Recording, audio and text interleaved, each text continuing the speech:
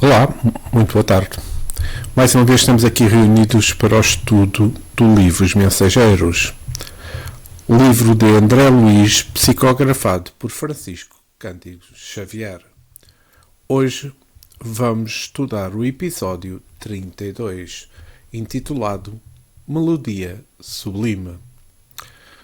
Mas antes de iniciarmos propriamente o estudo, quero pedir ao nosso Mestre Jesus, aumentou deste trabalho, aos guias espirituais, para que possamos ter a paz, o amor, o discernimento no estudo que vamos iniciar de seguida. Que Jesus e os seus missionários permaneçam sempre entre nós e que assim seja.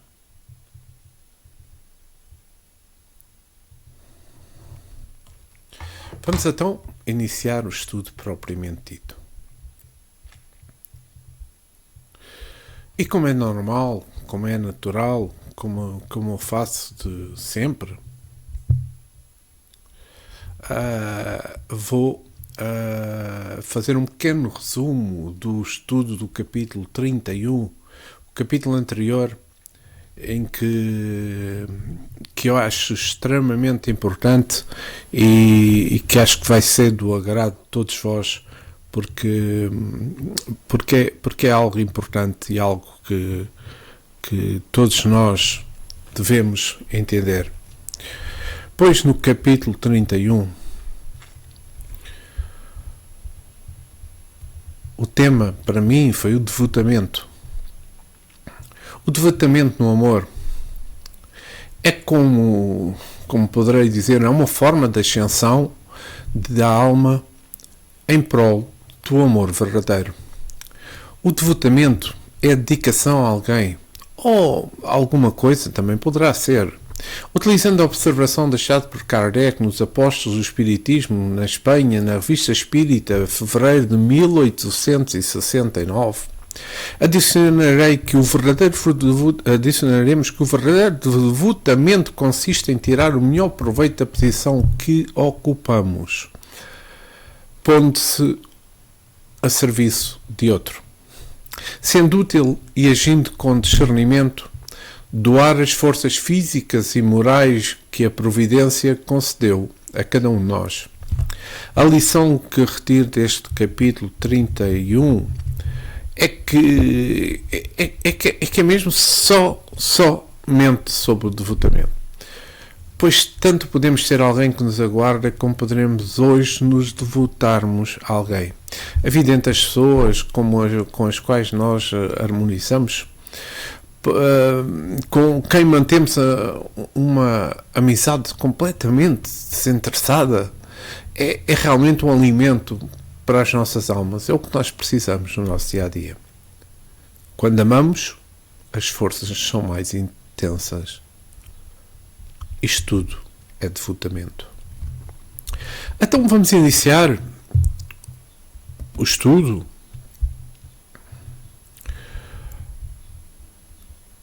do capítulo 32 sob o tema Melodia Sublime.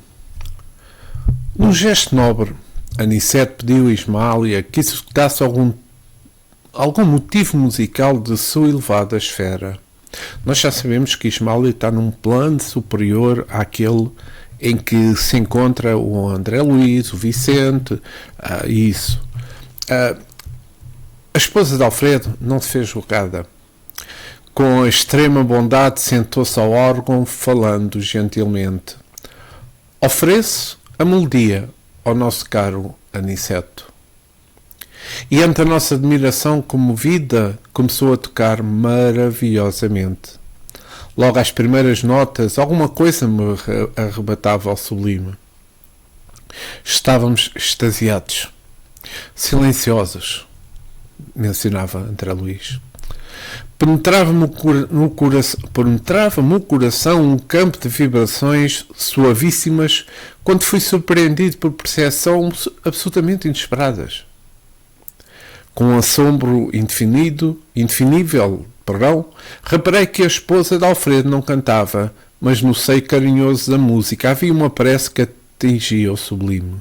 Oração que eu não escutava com os ouvidos, mas recebia em cheio na alma, através das vibrações sutis, como se o melodioso som estivesse impregnado do verbo silencioso e criador.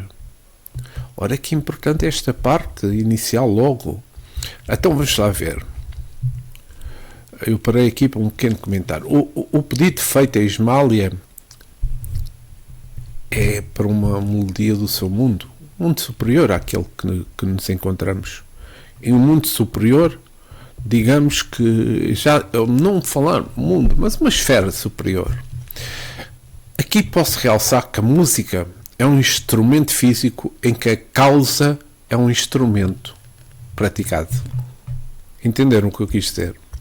Ou seja, na música temos a experiência sonora com efeitos distintos das pessoas distintas. É uma identidade musical e tem referência com a nossa identidade espiritual. No plano espiritual, a música é vista como uma poderosa ferramenta de vibração, de conexão. Podendo ser utilizada a música tanto para a cura como para o equilíbrio emocional, quanto para a expressão também espiritual. Músicas de qualidade com melodias e letras que ressoam com a alma podem ter um efeito benéfico no campo, no porão, no corpo, mas também no espírito, promovendo paz interior e leveza.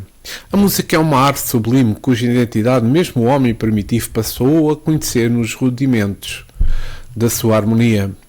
A música no mundo se encontra não distinta, mas encontra-se distante da melodia celestial.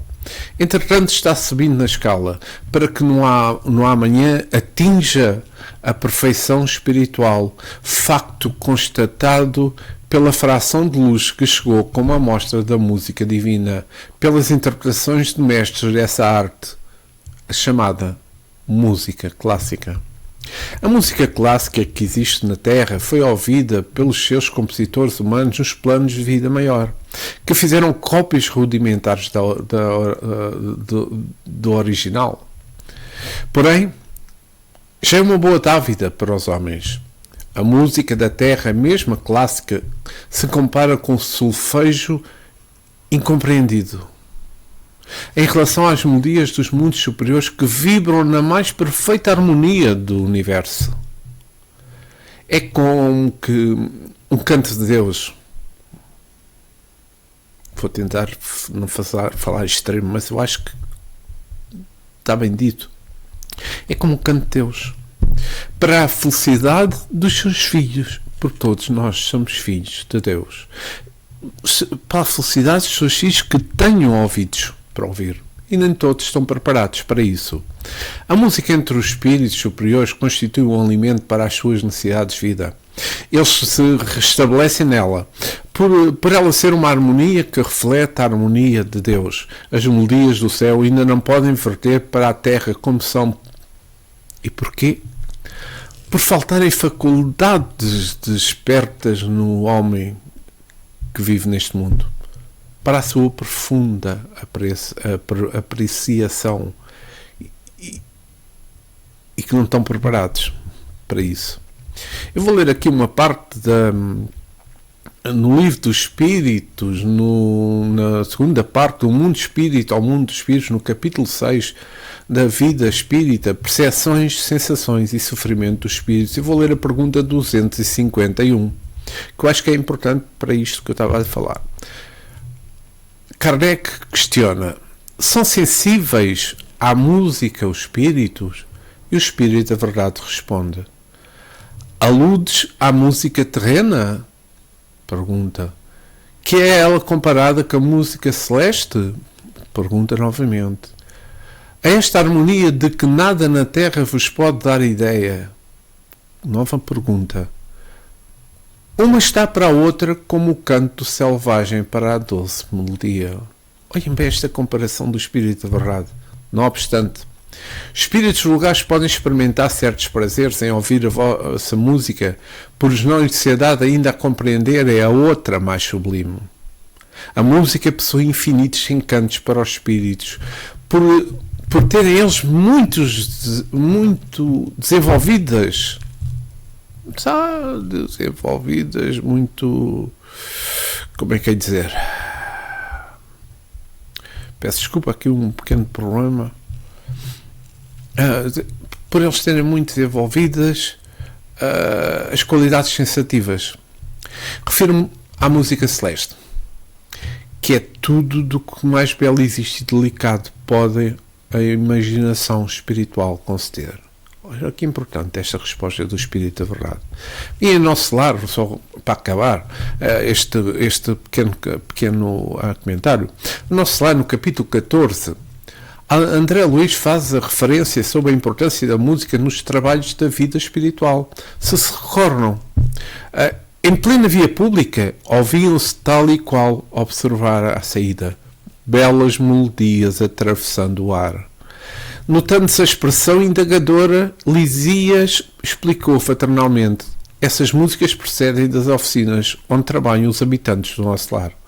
Após consecutivas observações, reconheceu a governadoria que a música intensifica o rendimento do serviço em todos os setores do esforço construtivo. Desde então, ninguém trabalha no nosso lar sem um estímulo de alegria. Ora, que parte tão importante esta do capítulo 14 do livro o Nosso Lar. E vamos continuar então com o nosso texto. As notas de louvor alcançavam-me o âmago do espírito, arrancando lágrimas de intraduzível emotividade. Esta era a prece. Ó Senhor Supremo de todos os mundos e de todos os seres, recebe, Senhor, o nosso agradecimento. De filhos devedores do teu amor, dá-nos a bênção, ampara-nos a esperança, ajuda-nos o ideal. Na estrada imensa da vida, seja para o teu coração cada dia nosso primeiro pensamento de amor, seja para a tua bondade nossa alegria de viver. Pai de amor infinito, dá-nos a tua mão generosa e santa. Longo é o caminho, grande o nosso débito, mas inesgotável é a nossa esperança. Pai amado, somos as tuas criaturas, raios divinos, de tua divina inteligência. Ensina-nos a descobrir os tesouros imensos que guardas nas profundezas da nossa vida. Auxilia-nos a acender a lâmpada sublime, da sublime procura. Senhor, caminhamos contigo na eternidade. Em ti nos movemos para sempre. Abençoa-nos a senda, indica-nos a sagrada realização. E que a glória eterna seja em teu eterno trono. Resplandeça contigo a infinita luz. Mano em teu coração, misericórdia, a soberba força do amor. Canta em tua criação infinita o sopro divino da eternidade. Seja a tua bênção, claridade aos nossos olhos, harmonia aos nossos ouvidos, movimento às nossas mãos, impulso aos nossos pés. No amor sublime da terra e dos céus, na beleza de todas as vidas, na progressão de todas as coisas, na voz de todos os seres, glorificado sejas para sempre, Senhor. Ai, que profundo foi esta oração. Então, vou fazer aqui um pequeno comentário. Fechamos.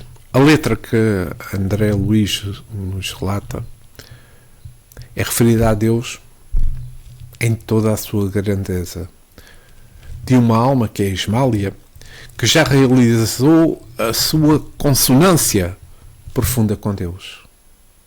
No Espiritismo, Deus é a fonte inesgotável de amor e também de justiça. Deus nos criou simples e ignorantes, e com o nosso livre-arbítrio podemos escolher o nosso caminho, e isso reflete-se na parábola do filho prodígio, contada no Evangelho por Jesus, e está contada no Evangelho de Lucas. É uma narrativa sobre um homem que tem 2 filhos, sendo que o mais novo, insatisfeito com a vida em casa, pede a sua parte na herança e desperdiça em gastos excessivos e vícios.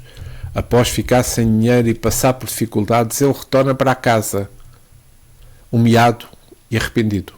E o pai o acolhe com a festa e alegria, celebrando o seu retorno. A parábola que eu acabei de ler ilustra o amor incondicional de Deus, que está sempre pronto a receber de volta os que se arrependem e se humilham. Eu realço aqui uma parte que eu, desta oração de Ismália, que eu acho toda é profunda, mas esta realço porque tenho um sentimento forte sobre ela. Seja a tua bênção, claridade aos nossos olhos, harmonia ao nosso ouvido, movimento às nossas mãos, impulso aos nossos pés. Eu acho que só esta parte da oração reflete uma total harmonia de Ismália com Deus. Muito importante. E vamos então continuar o nosso texto. Que melodia era aquela que se ouvia através de sons inarticulados? Questiona André Luís. Não pude conter as lágrimas amudantes. Cecília, comoveram-nos a sensibilidade, lembrando as harmonias terrenas e os afetos humanos. Ismália, no entanto, arrebatava-nos o espírito, elevando-nos ao Supremo Pai. Nunca ouvira oração de louvor como aquela. Além disso, a esposa de Alfredo glorificava o Senhor de maneira diferente, ainda inexprimível na linguagem humana. A prece tocara-me às recônditas fibras do coração, continuou André Luís, e me reconhecia que nunca meditara na grandeza divina, como naquele instante em que uma alma santificada falava de Deus com maravilha de suas riquezas espirituais. Ora, para nós todos estamos a ouvir e para partilhamos completamente este pensamento, acho eu, pelo menos eu sinto isso, de André Luís. Mas vejamos, todos nós somos como tradutores das forças de Deus, ou no oposto, de forças negativas, mas com a maravilha de suas riquezas espirituais, como nos relata André Luís. O Espiritismo, a riqueza espiritual é valorizada e vista como fundamental para o progresso individual e a felicidade. Ao invés de focar na acumulação de bens materiais, o Espiritismo enfatiza a importância do desenvolvimento moral, da fé, do amor ao próximo e na procura de conhecimento espiritual. Então, no Espiritismo, a ideia de forças de Deus e de forças de treva reflete a inexistência de espíritos que atuam em diferentes esferas, como diferentes os níveis de evolução e de influência na vida dos encarnados. As forças de Deus são representadas por espíritos que procuram o bem em todas as suas ações, no progresso, procuram o bem na evolução, enquanto as forças das trevas são associadas aos espíritos que se afastam do bem e que causam perturbação. E perturbações, neste caso, poderá ser perturbações e dificuldades. Resumindo, a doutrina espírita dá relevo à importância da luta espiritual, da escolha do bem, da procura pela evolução espiritual, considerando que todas as forças de Deus e as forças das trevas são realidades presentes no mundo espiritual e que influenciam a vida dos humanos. E muito. Mais do que aquilo que pensamos, disse o Espírito da Verdade, Allan Kardec. E vamos continuar com o nosso texto. E não era só eu a chorar como criança.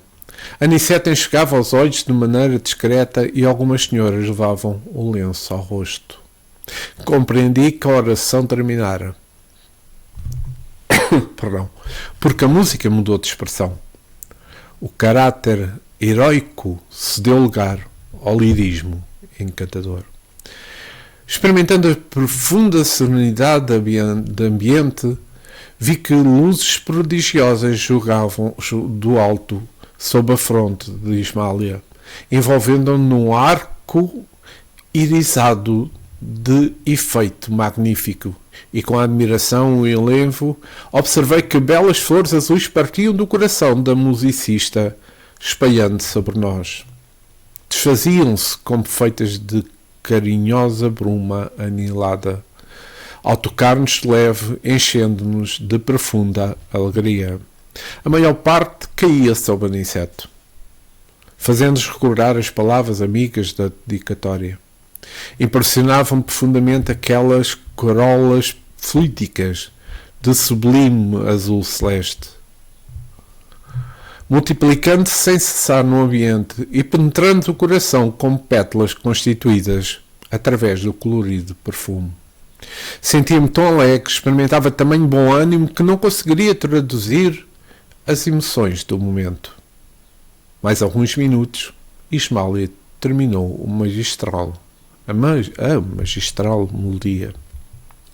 A esposa do administrador desceu até nós, coroada de intensa luz.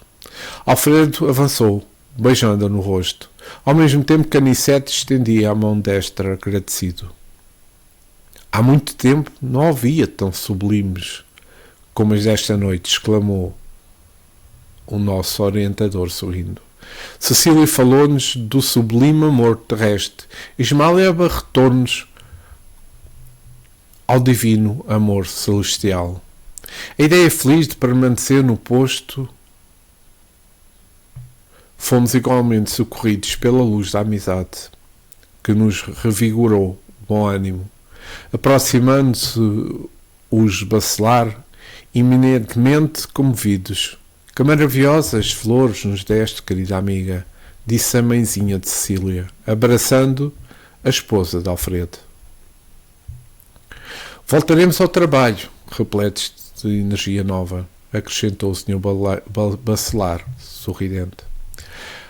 A extensa sala estava cheia de notas de reconhecimento e de júbilo sincero.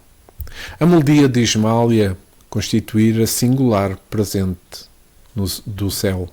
A alegria e o bom ânimo transpiravam em todos os rostos. Observando que Anicete se retirava para um canto do salão, procurei ansioso. Desejava esclarecer o fenómeno da prece em palavras, das harmonias, das luzes e das flores. Antes, porém, das interpelações do aprendiz, o orientador, amigo, sorriu, amável, e explicou. Conheço a sua sede, André. Não precisa perguntar. Impressionou-se você com a grandeza espiritual da nobre companheira do nosso amigo. Não precisarei alinhar esclarecimentos.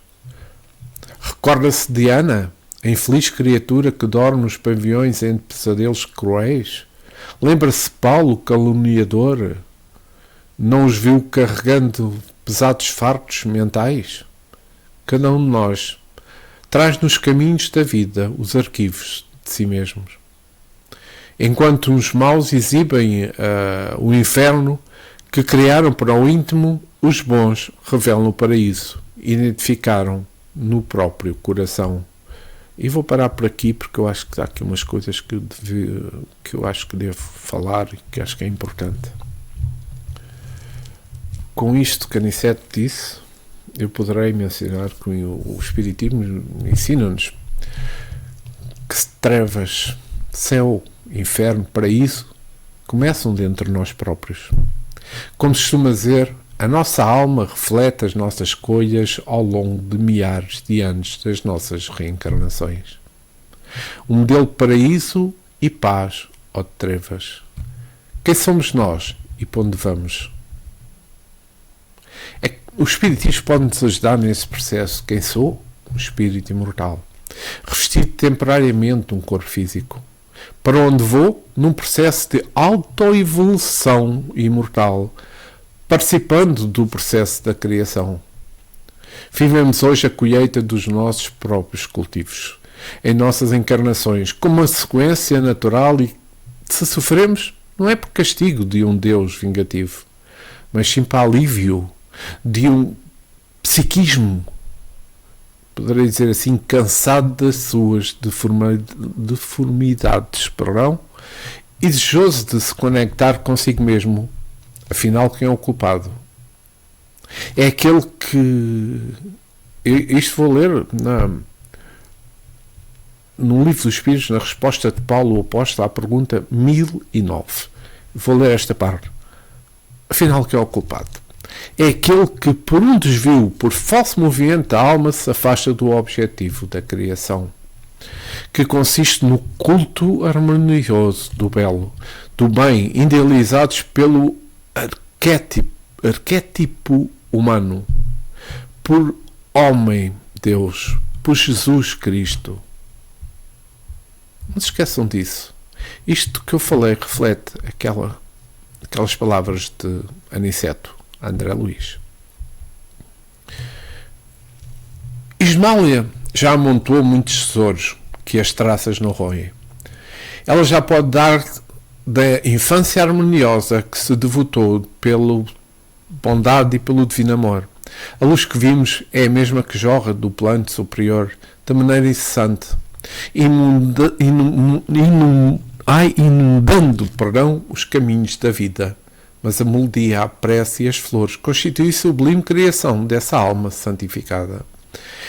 Ela repartiu connosco neste momento uma parte dos seus tesouros eternos.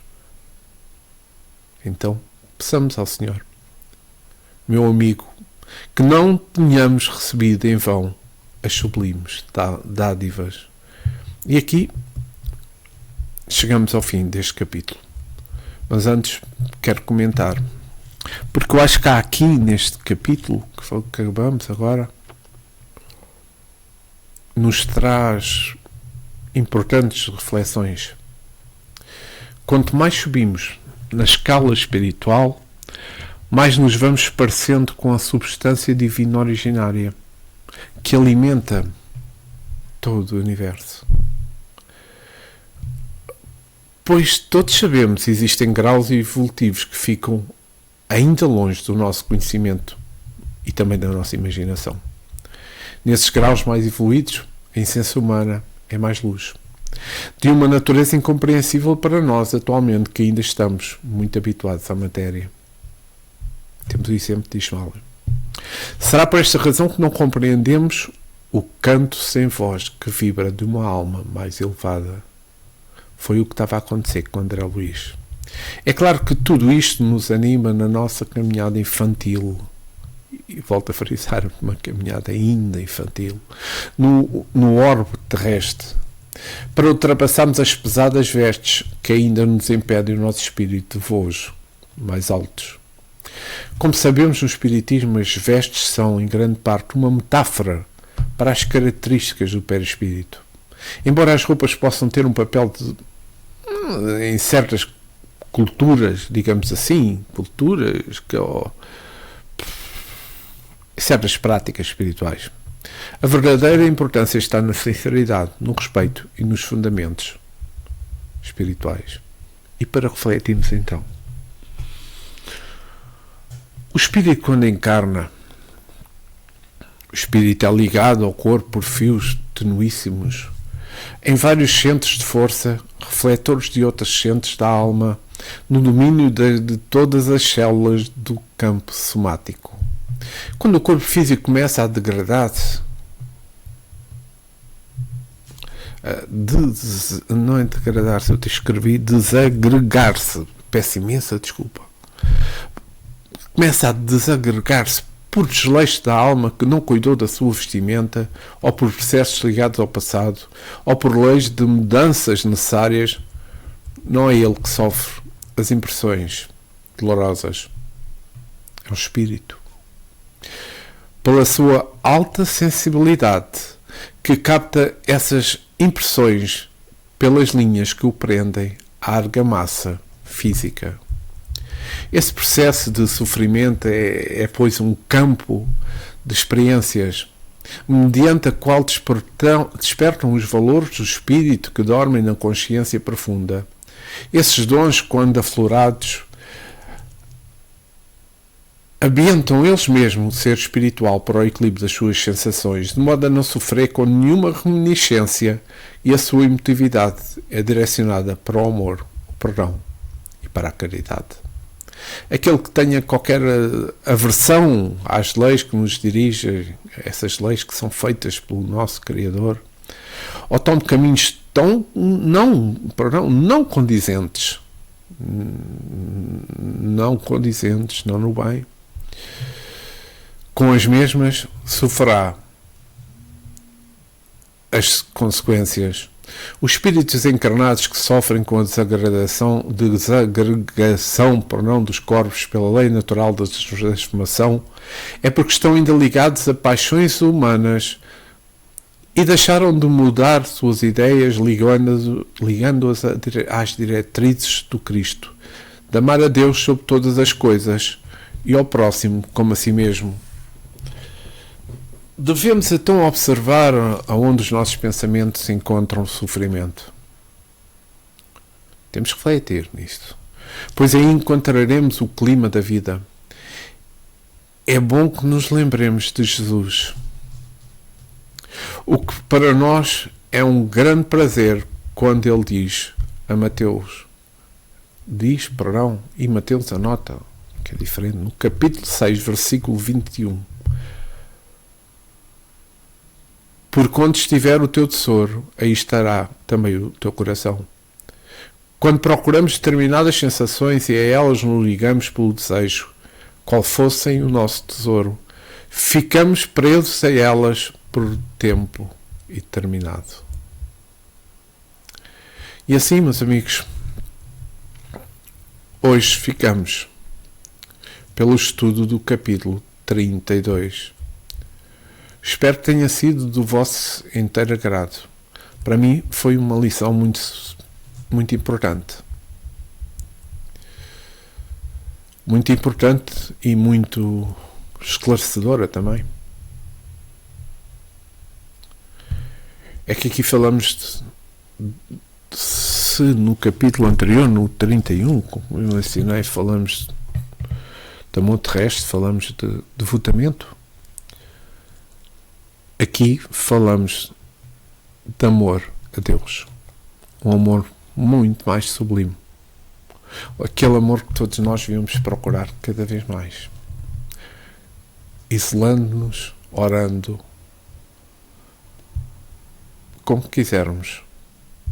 Mas elevar-nos muita vez o nosso pensamento a Deus. Para que os nossos caminhos no bem surjam cada vez mais, com maior intensidade, com maior quantidade.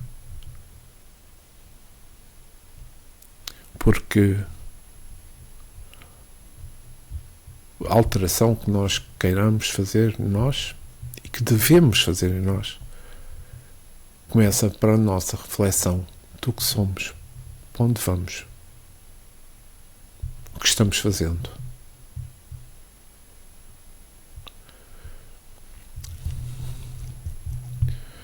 Então,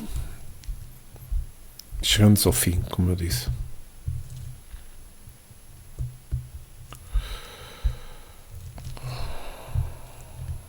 Mas antes de finalizarmos por completo, quero agradecer ao nosso irmão maior, ao nosso Mestre Jesus, por ter permitido este estudo.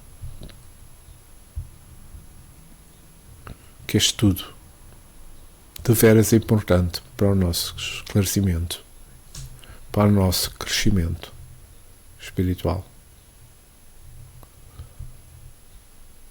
Obrigado aos nossos guias, ao mentor deste trabalho. e Jesus permaneça, que permaneça sempre junto de nós, agora e sempre. E que assim seja. Que assim seja. Obrigado por todos os que assistiram a este estudo. Muita paz, muito amor. Para a semana voltaremos.